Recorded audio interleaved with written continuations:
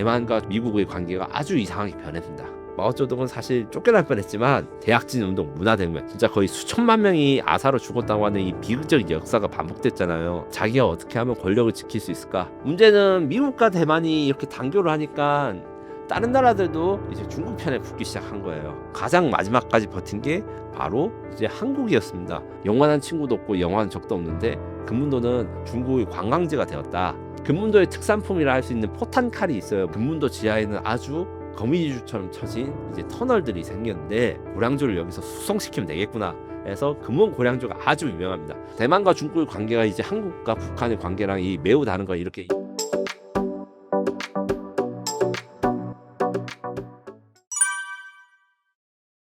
기자님, 그 일부에서 저희가 그 진문도 전쟁, 대만 양안 전쟁 이제 과거 전쟁을 잘 봤는데 대만과 미국의 승리지 않습니까? 중국이 그 큰 나라인데도 깨졌고. 맞습니다. 그리고 일부에서 근데 얘기해 주실 때 대만과 미국이 이렇게 영원하고 심지어 대만에 미군이 주둔까지 하고 있었는데 이게 깨지는 사건이 발생했다고 하셨잖아요. 네, 그렇습니다. 그 이야기 좀 해주세요. 이 모든 계획을 시작한 것은 이 역사상 최고의 외교 천재라고 할 수 있는 헨리 키신저 미국 국무장관입니다. 이분 유태인 출신이고 국제 정치나 이런 거에 기초를 닦았다고 하는데 이분이 생각하기에 미국과 소련의 이 냉전 시대에서 핵전쟁이 일어나지 않고 미국이 소련을 이길 수 있는 방법이 뭘까? 여러 가지 궁리를 하다가 우연한 기회가 생깁니다. 무슨 기회가 생기냐? 스포츠가 자신이 생각하는 걸 구현할 수 있는 시초가 된다고 생각합니다. 핑퐁 외교라고 이제 세계사 공부하신 분들 들었을 건데 미국과 중국이 철천지 원수, 그 다음에 우리 대만을 지키기 위해서 중국을 싸워야 되는 대상으로 했다가 서로 간에 이제 탁구 선수를 보내면서 이게 관계가 좀 갑자기 좋아집니다. 무슨 말이냐?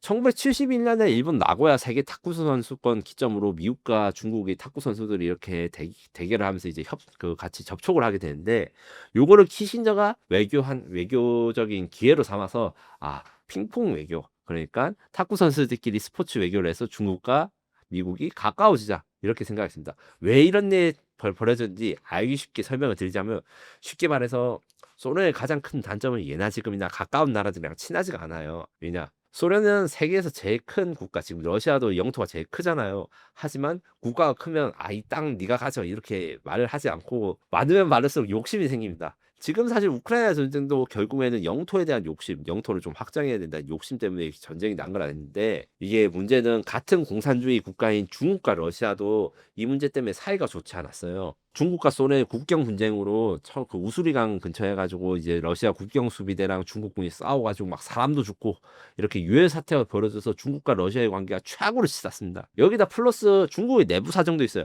마오쩌둥은 원래 앞서 일부에서 제가 금문도 포격전으로 대만을 점령한 교두보를 삼고 이제 자신 위신을 세우려는데 실패했다고 했잖아요. 이 실패를 했을 때 마오쩌둥은 사실 쫓겨날 뻔했지만 대약진 운동, 문화대혁명 이렇게 내부에서 우리가 발전을 해야지 이제 중국, 대만을 이길 수 있다 이렇게 개대적인 운동을 벌이는데 이 발전이 사실 성공적이지 않았죠. 성공적이지 않았다고 표현한 게 약간 진짜 거의 수천만 명이 아사로 죽었다고 하는 이 비극적인 역사가 반복됐잖아요. 마오쩌둥 입장에서는 이 대약진 운동도 실패하고 자기가 어떻게 하면 권력을 지킬 수 있을까? 거기다가 소련이랑도 국경 분쟁도 한다. 원교 군공. 적의 적은 우리 편. 약간 이때 당시 마오쩌둥도 삼국지 스타일로 생각을 했던 것 같아요. 그래서 헨리 키신저 장관의 주선하에 리차드 닉슨 당시 이제 미국 대통령과 마오쩌둥이 정상회담을 하게 되고 대만과 미국의 관계가 아주 이상하게 변했습니다. 1972년 중국을 닉슨 대통령이 방문한 다음에 중국 지도자 마오쩌둥과 다니면서 이제 같이 힘을 합치다 이러면서 미국이 여러 가지 지원을 해주기로 했고 대만은 난리가 납니다. 어떻게 그 불법적으로 영토를 점령하고 있는 중국 공산당을 도와주고 있느냐. 하지만 미국은 이런 거를 귀등으로도 듣지 않았죠. 왜냐하면 소련을 견제하기 위해서 중국을 활용하는 게 굉장히 중요하다 생각해서 1970년대부터 80년대 후반, 즉 천안문 사태 이전까지 미국과 중국의 관계는 지금 저희가 생각하는 거랑 좀 많이 다릅니다. 거의 미국과 베트남 뭐 이런 관계가 비슷해요. 뭐냐면 공장도 지어주고 기술도 이전해주고 그거 관련해서 심지어 무기 기술도 많이 줘서 지금 현재 이제 한국이나 이 주변국들을 괴롭히고 있는 중국의 강대한 군사력, 최신 무기들 중에 의외로 미국에서 기술을 받거나 아니면 미국에서 기술을 받은 거를 개량한 것들이 굉장히 많습니다. 이때 때문인데 그때 당시에 이제 키신저라든가 미국 정부의 생각은 어떻게 보면 옳았을 수도 있어요. 왜냐하면 미국 입장에서는 소련을 무너뜨리는데 중국의 힘이 상당히 역할을 작용했고 결국에는 소련이 무너졌으니까요. 근데 반작용이 지금의 그 양왕 관계, 그 동북아 질서, 그 다음에 중국이 미국과 대결하는 이 상황이 오게 된 거죠.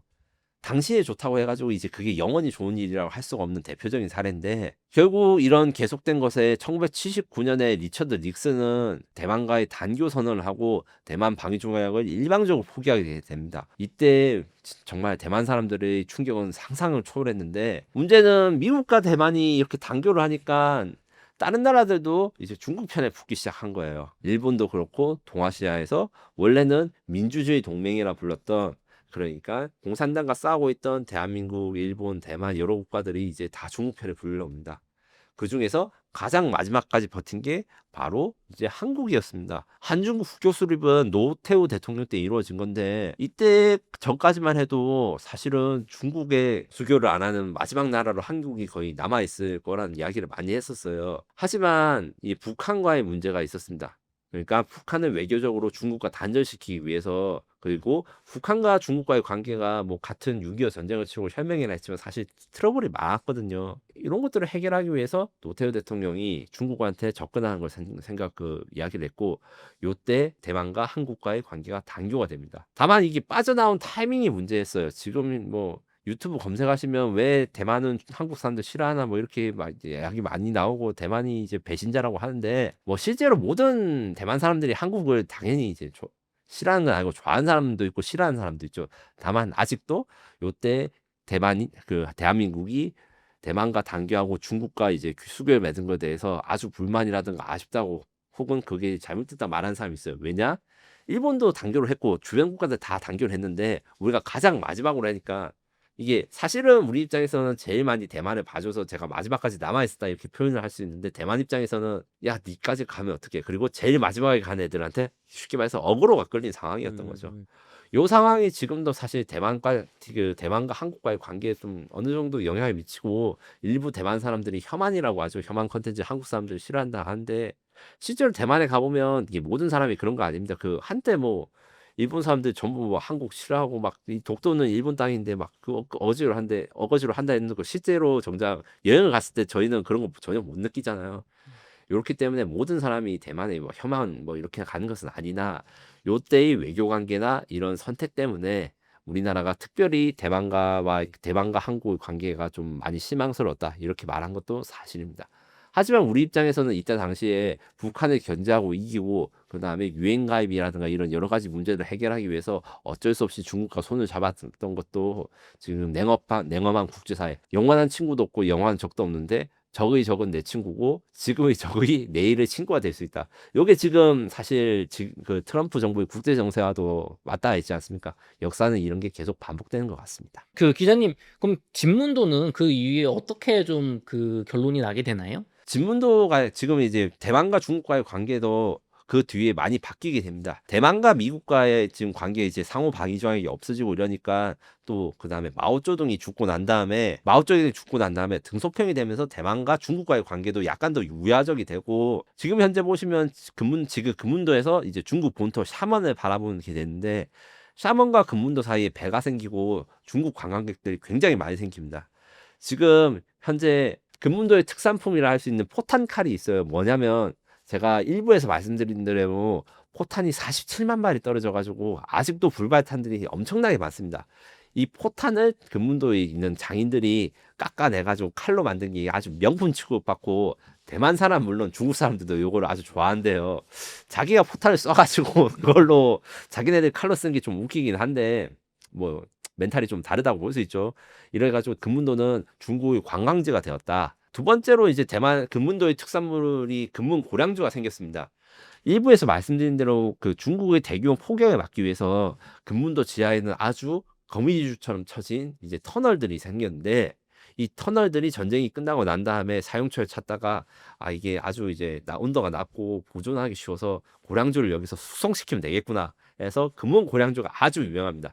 제가 사실 이게 가격이 좀 있어서 아주 사실 먹어보진 못했는데 고량주 중에서도 이 산미라든가 이런 게 아주 평가가 좋고 아직도 이제 중국 대만에 많이 팔리고 있는 특산품 하나로 돼 있습니다. 이게 전쟁이 나거나 지금 양안 전쟁 이야기가 나오는데 사실은 이 양안 그 전쟁 그러니까 뭐 중국과 대만의 사이가 안 좋다는 와중에도 중국 관광객들은 웃기게 금문도에 와가지고 자신들이 여기 포격했던 거나 보면서 관광을 하는 사람들이 있어요. 대만과 중국의 관계가 이제 한국과 북한의 관계랑 이 매우 다른 거 이렇게 인적 교류 그 다음에 자본 교류가 상당히 있는 상태에서 군사적 긴장감이 같이 높아지는 게 우리나라랑 큰 차이가 있다고 생각하는데 제가 이제 어떻게 바뀔지 예언을 정확하게 할 수는 없으나 다만 지금까지 이렇게 인적 교류라든가 경제적 교류가 된 상황에서 군사적인 긴장이 동시에 일어나면 둘 중에 하나는 아마 포기를 하는 상황이 되지 않을까 이렇게 생각이 듭니다. 기자님, 요번 그 양안 전쟁 프리퀄 진문도 사건을 이제 이렇게 준비를 해주셨는데, 우리가 일반 개인 투자자로서 혹은 이 시대를 살아가는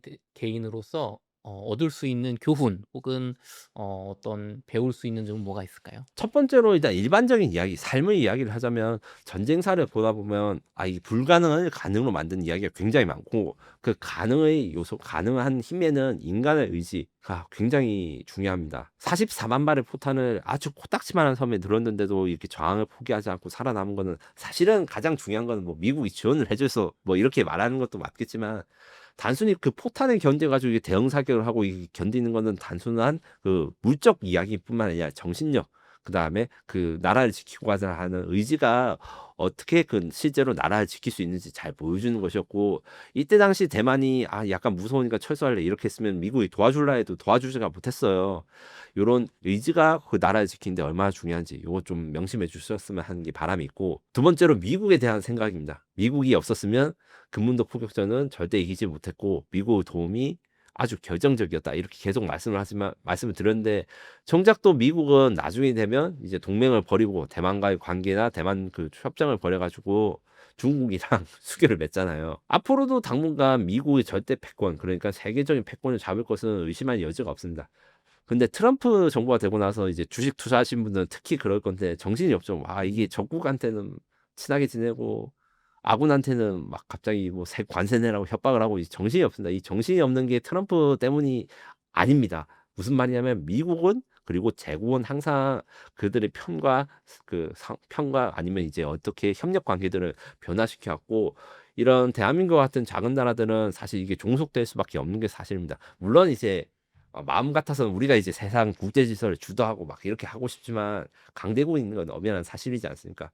이것 때문에 저는 항상 이야기를 하는 게 전쟁사의 관점으로 이제 외교라든가 이런 걸 판단했을 때 적도 아군도 없고 누구든 협력할 수 있을 때 무조건 우리 편이 많은 게 이기는 편이다. 여기서 정의는 어쩌면 중요하지 않다. 세상의 중심과 그 다음에 어느 편들이 확대되고 있는가. 여기에 대해서 냉철하게 생각해 보시고 그 다음에 이제 중국이라든가 아니면 해외 투자를 하신 분들도 앞으로 국제정서 그 다음에 유럽도 사실 우크라이나 전쟁도 비슷한 건데 대세가 어떻게 가는지에 따라서 이 경제의 중심이라든가 행동 패턴 그 다음에 어떤 산업의 흥망성대를 가지는지가 굉장히 달라집니다. 요거를 생각하지 않고 내가 좋아하는 나라가 잘 될까 이렇게 생각하면 사실 뭐 저는 브라질을 좋아했는데 브라질 경제가 제가 좋아한다 해서 브라질 뭐 경제가 살아나고 뭐 주가가 맨날 오고 이런 건 아니지 않습니까?